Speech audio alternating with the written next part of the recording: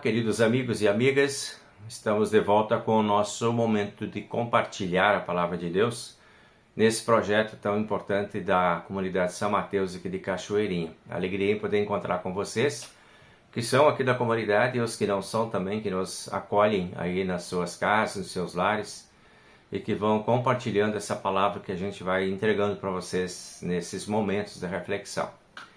Nós estamos vivendo agora o tempo de Páscoa ainda, nós estamos dentro dessa dinâmica da Páscoa, até a ascensão de Cristo, né, que é quando completa o ciclo de 40 dias depois da ressurreição de Cristo.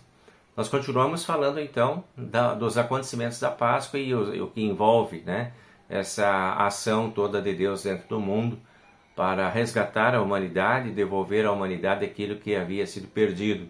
Pelo pecado se perdeu a transcendência, a vida eterna, né? E ficamos com transitórios dentro deste mundo apenas, né? Então, na ressurreição, Deus trata dessa transitoriedade nossa e acena para nós com a transcendência, que é então essa dinâmica de estarmos voltados para a vida eterna, porque Cristo nos convida para isso. E nos deixa essa possibilidade, quando deixa o túmulo aberto, para provar, né, a sua vitória sobre a morte e também a nossa vitória pela fé que temos nele. Mas então, antes de subir ao céu, Jesus teve algumas experiências com os seus discípulos aqui nesse mundo ainda. E uma das experiências é que a gente vai conversar hoje.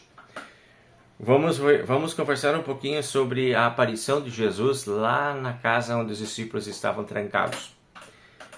Diz o texto bíblico aqui que era final do domingo, depois da Páscoa, já uma semana tinha passado dos acontecimentos, e os discípulos estavam trancados, a porta fechadas, né? Lá meio envolvidos em medo, insegurança, tristeza, incertezas. Quantas coisas, né, que prendem a gente também. Hoje nós também temos nossas prisões.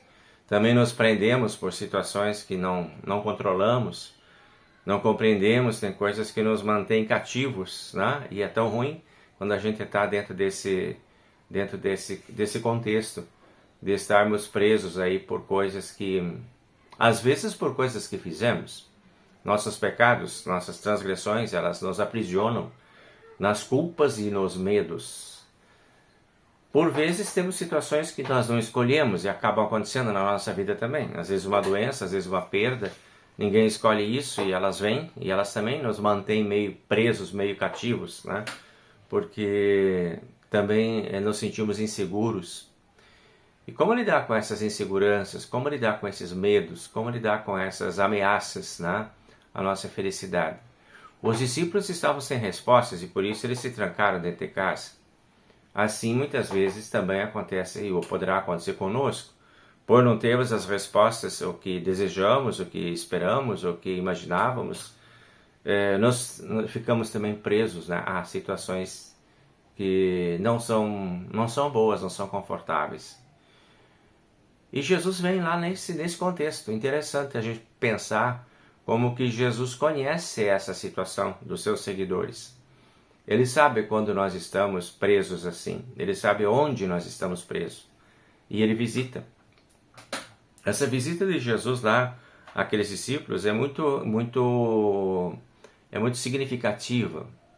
Porque ela pode nos remeter a essa realidade de que Jesus nos visita também dentro das nossas situações de inseguranças e medos. E o que será que Jesus vem trazer para as pessoas nesses contextos? Quando elas estão culpadas, ou quando elas estão amedrontadas, ou quando elas estão tristes, às vezes também raivosas, porque a raiva também prende as pessoas, né? E acaba escravizando, às vezes, alguns que continuam atuando em contextos de raiva, perseguição e maldade. Como que Jesus aborda essas pessoas? Então, quando nós olhamos aqui a abordagem de Jesus aos discípulos, só para contextualizar, vocês quiserem olhar na sua Bíblia, está em Lucas capítulo 24 e João capítulo 20, tá? Essa história. Então nós vamos ver que Jesus chega, ó, nossa base aérea aí está mostrando vida, os aviões estão começando E isso vai fazer parte agora da nossa manhã aí. Voltamos então. Jesus, ele vai lá para esse contexto desses discípulos com o objetivo de acolher esses discípulos, de tratar desses medos, de olhar para eles com bondade. E a saudação de Jesus, ela também é algo significativo, é icônica. Pela saudação de Jesus é que a gente consegue entender o propósito da visita dele. Isso que eu estou falando para vocês, que Jesus vem para trazer consolo e conforto, é dedução das palavras dele. Quando ele entra naquele grupo, ele entra naquela casa fechada, ele entra naquele grupo, ele entra com uma palavra: a paz esteja com vocês. Essa é a saudação de Jesus. Essa saudação ela é muito importante porque hoje, quando nós falamos sobre a paz, muitas vezes nós falamos com uma palavrinha de 3 letras apenas e pouco entendemos o significado dessa palavra. E até na nossa língua portuguesa não tem um significado tão profundo, tão significativo quanto na língua que Jesus estava falando. E Jesus escolhe muito bem as palavras, e ele escolheu esta palavra para saudar os discípulos. Em vez de chegar um oi, daí pessoal, como é que tá? Bom dia, boa tarde, boa noite, estava com saudade de vocês, que bom, que alegria. Ele chega com a palavra exata: a paz esteja com vocês. Essa palavra paz, ela é uma palavra que carrega um significado de prosperidade, de bem-estar, de serenidade, de tranquilidade, ou seja, a presença de Jesus vem trazendo isto para aqueles discípulos que tinham perdido isso, que estavam confusos, que estavam amedrontados. O medo é a ausência dessas coisas todas. E Jesus vem trazê-las para os discípulos e entregar para eles. Eu trago para vocês a paz. Eu trago para vocês aquilo que vocês perderam, aquilo que vocês estão sentindo falta. Eu trago para vocês aquilo que vocês não têm, aquilo que vocês não conseguem sozinhos. Eu trago a paz. Então olha que interessante, né? A gente pensar que Jesus visita a nós também, nas nossas dificuldades, sofrimentos e dores, com esta mensagem. Jesus quer nos encontrar e Ele consegue, Ele sabe onde estamos. E quando Ele vem a nós, Ele não vem para censurar, Ele não vem para julgar, Ele não vem para condenar, Ele não vem para repreender, Ele vem para acolher. É muito parecido com aquela história que Ele mesmo contou do filho arrependido, que estava longe do pai, que fez um monte de besteira lá na vida dele, e num determinado momento ele descobriu que ele podia voltar para o pai. Ele voltou. E ele não encontrou um pai raivoso, com a caderneta lá, pronto para anotado, né, tudo que ele tinha feito errado. Ele encontrou um pai de braços abertos, amoroso, cuidadoso, e que acolheu ele. Aquele filho foi acolhido pelo pai, porque ele precisava desse acolhimento. Não era hora de conversar sobre culpas, agora é hora de falar sobre cuidado. E é sobre isso que Jesus vai falar com seus discípulos também.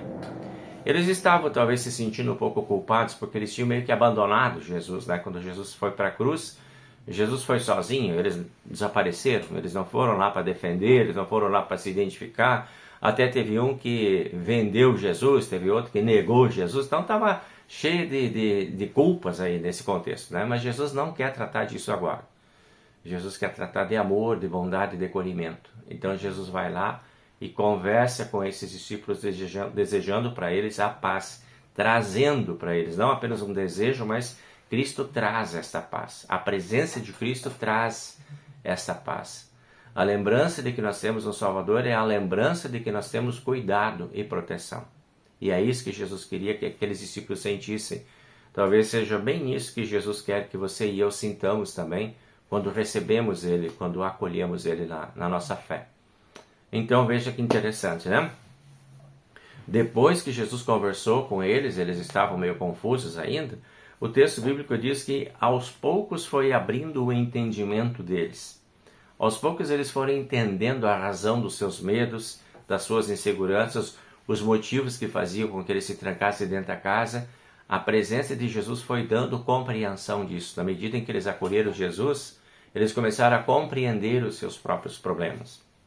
Quanto que isso é importante para nós também, que temos os nossos problemas, que temos as nossas dificuldades, às vezes não entendemos, não compreendemos. Quando nós acolhemos Jesus, nós começamos a compreender as coisas. Jesus nos dá entendimento. daquilo que nós não temos a habilidade para compreender. E aí Jesus dá esse entendimento, dá essa segurança, já restaura com eles todo um clima, né, de maior confiança, e vai entregar para eles agora uma responsabilidade, que é essa responsabilidade que a igreja até hoje tem. Aqueles discípulos simbolizavam a igreja de Jesus Cristo, né? Os seguidores que estavam ali. E eles recebem o ofício das chaves. Se vocês perdoarem os pecados, serão perdoados. Se vocês não perdoarem, não serão perdoados. Esse é o ofício das chaves. Ou seja, a função da igreja dentro do mundo: perdoar pecados, anunciar perdão, vida e salvação. É isso que a igreja precisa fazer, é isso que as pessoas precisam fazer, é isso que os seguidores de Cristo precisam fazer, é trabalhar o perdão. Essa talvez seja a mais importante de todas as missões que nós temos como igreja, como pessoas dentro dessa igreja. A habilidade de perdoar, desenvolver essa habilidade, né? Jesus Cristo podia ter tratado de qualquer outro assunto com eles, mas ele escolheu de novo esse tema, o perdão. Centralizem a ação de vocês no perdão. Perdoados estão os pecados, então falem disso, vivam isso, repartam isso, compartilhem isso dentro da estrutura da igreja que vocês estão agora simbolizando.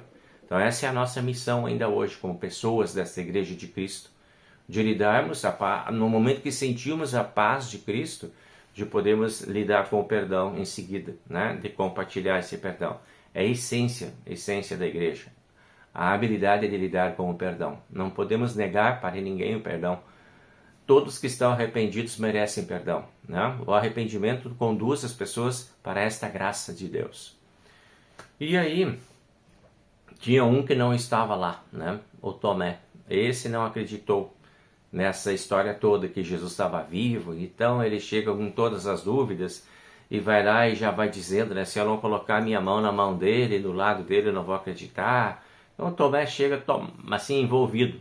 Ele não estava presente no primeiro encontro.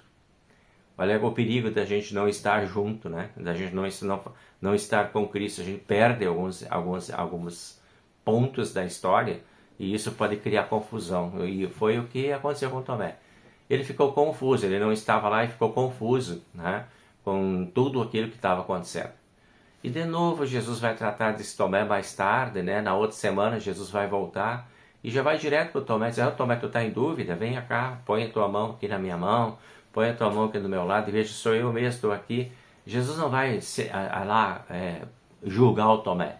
Jesus vai acolher o Tomé na fé dele, na fraqueza dele, né? Assim Jesus acolhe a cada um de nós. É permitido ter dúvidas, é permitido vacilar, sim. E Deus nos acolhe igual, nos perdoa igual. Não tem perdão, não tem falta de perdão, não tem pecado que não tenha perdão. Então vamos olhar essas histórias e vamos nos inspirar nessas histórias também para o nosso dia a dia, para a vida das pessoas com quem nós nos relacionamos, né? Vamos oferecer essas possibilidades para essas pessoas, assim como Cristo oferece para nós, nós oferecemos para as outras pessoas. Isso é ser povo de Deus, isso é viver nesse contexto. Toda a ação de Cristo é uma ação amorosa com todas as pessoas. Nós que somos a igreja dele não podemos ser diferentes, né?